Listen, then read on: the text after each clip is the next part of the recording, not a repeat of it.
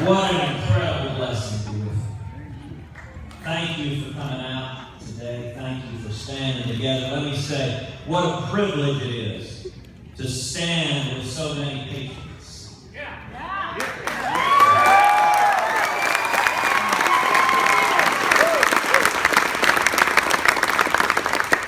Senator Grant Herschel, Louis Goldman, Mike Lee, Glenn Beck. You want to talk about warriors for liberty. You start to see a connecting theme between the men and women that are coming out on the campaign trail. You start to see a connecting theme between who stands together, who believes in the Constitution, who is unafraid to stand up for Washington, who is willing to speak the truth.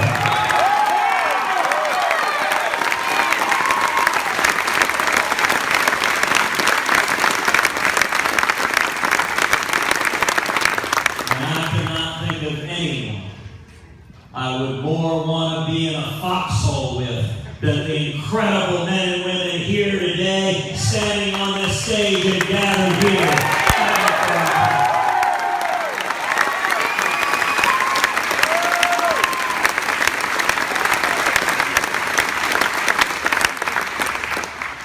And isn't Heidi going to make an extraordinary show?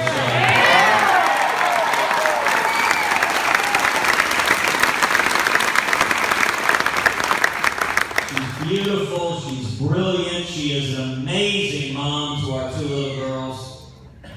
She's my very best friend in the whole world.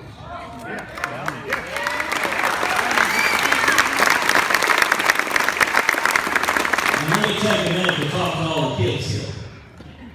When Heidi Cruz is First Lady, French fries are coming back to the left.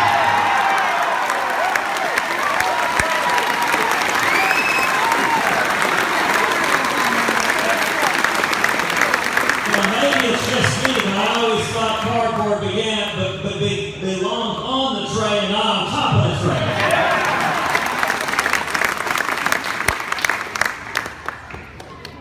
And how about cardboard?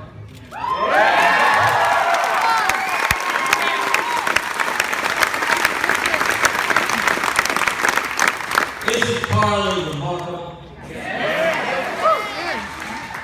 I'll tell you, the most serious and solemn decision that any presidential candidate makes is choosing a vice presidential nominee.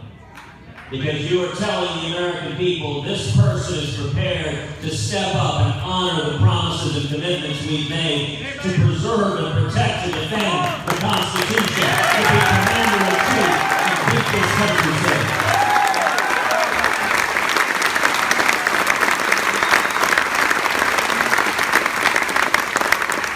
Characteristics you look for in a vice president are the very same characteristics you look for in a president. Knowledge, judgment, and character.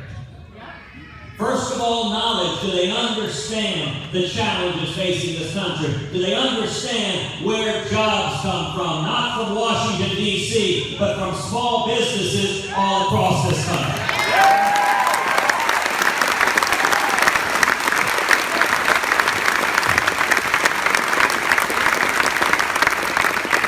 Do they understand the threats facing America? Do they understand our enemies? Do they understand the complex problems facing the world? And then judgment. Are they able to execute carefully, soberly, reasoning, putting together an amazing team? Or are they hot-headed? Are they rash? Are they liable to go off with the latest Twitter storm?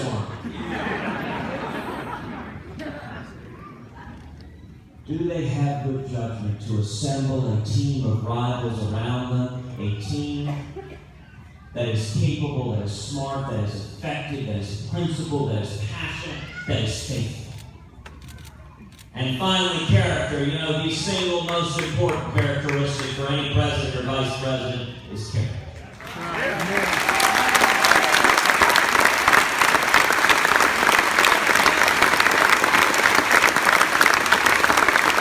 Are they honest? Do they tell the truth? Do they stick by their principles? Do they have principles? Do their positions change based on the time of day? Morning one thing, afternoon another, evening a third. And how do they treat people they don't have to be nice to? You know what? Everyone can kiss up to their boss. That ain't hard. That's a simple skill. The question is, how do you treat someone you don't have to be nice to? How do you treat the clerk at the convenience store? How do you treat the taxi cab driver? How do you treat the single mom working the toll booth late at night? That reveals everything about character. And Carly has traveled a journey where she has known struggle, starting as a secretary, climbing to become CEO of the largest technology company in the world, the first woman CEO of a Fortune 20 company in history.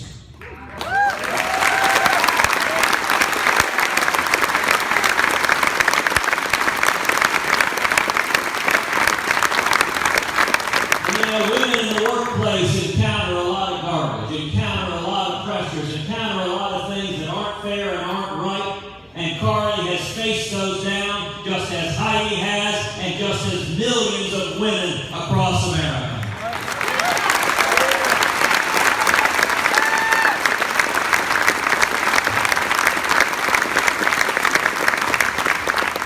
And let me tell you, Carly terrifies Hillary Clinton.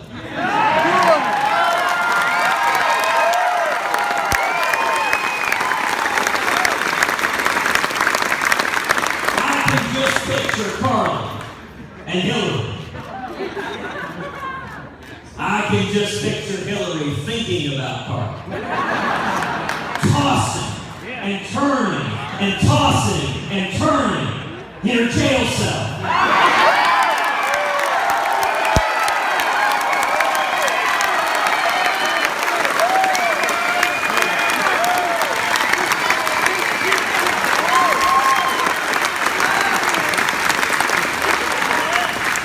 This election is about three key issues: jobs, freedom, and security.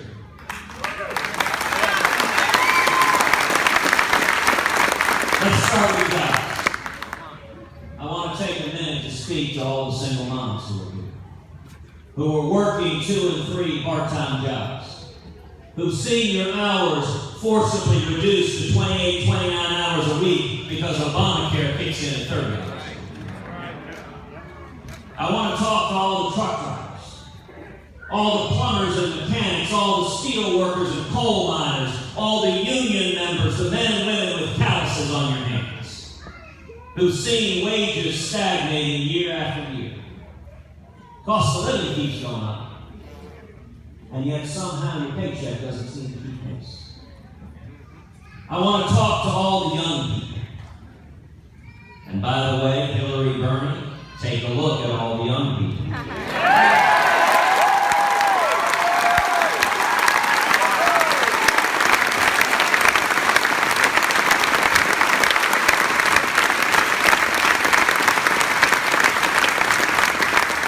All the young people coming out of school.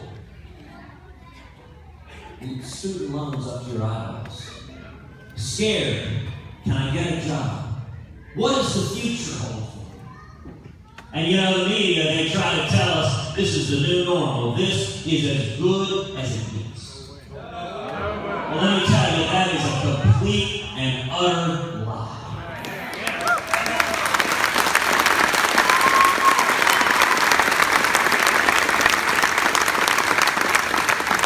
It's easy to talk about making America great again. People even print that on a baseball cap. But the real question is, do you understand the principles and values that made America great in the first place?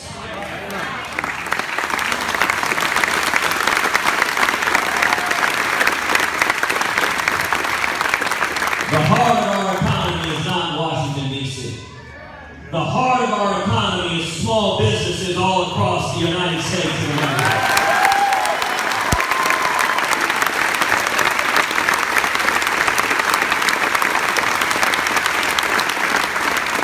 And if you want to unleash economic growth, You got to take the boot of the federal government off the back of the necks of small business.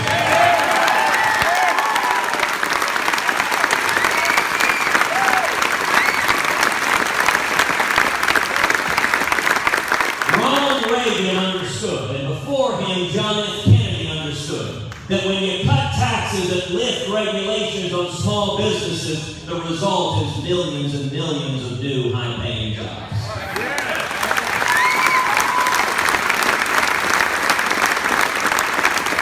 I intend to follow the path blazed by Ronald Reagan and JFK.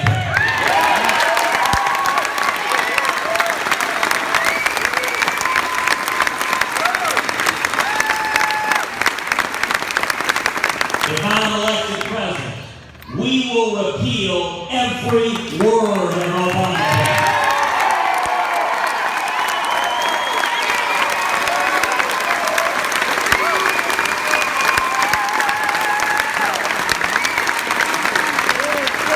It's the biggest job killer in America, and in its place, we're going to pass common sense health care reform that makes health insurance personal and portable and affordable and keeps government from getting in between us and our doctors.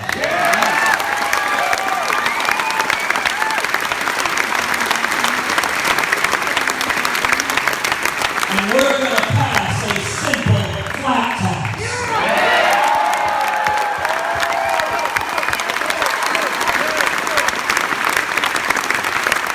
So that every one of us can fill out our taxes on a postcard. And when we do that, we should abolish the IRS.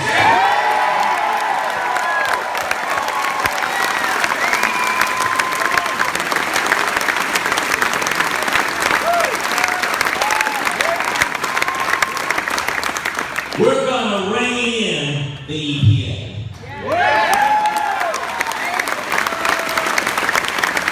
And the federal regulators who have descended like locusts on farmers and ranchers and small businesses, killing jobs all across this country.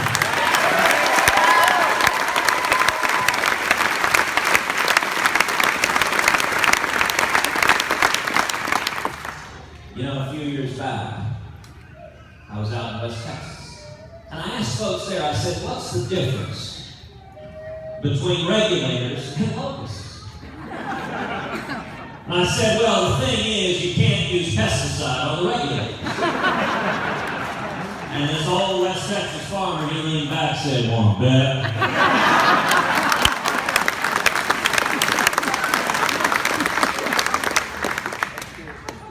And you know, a powerful illustration of regulations gone up is what has happened to Carrier in this state. Carrier driven away from Indiana, taking jobs to Mexico. Now, there are two ways to deal with that. There is the way of the big government liberal, which is I'm going to punish Carrier. I'm going to use the power of the federal government to punish any company that is fleeing misguided policies from Washington. I think that's the wrong approach. What we need to do instead, Carrier is fleeing over 200 new rules and regulations from the Federal Department of Energy.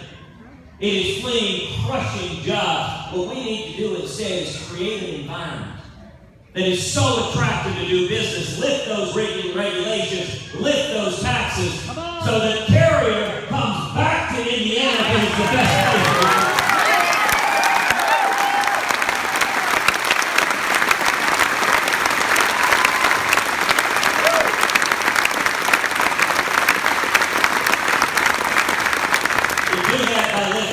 You do that by lifting regulations. You do that by developing our incredible energy resources in America. And we are going to end the Obama administration's war on coal. America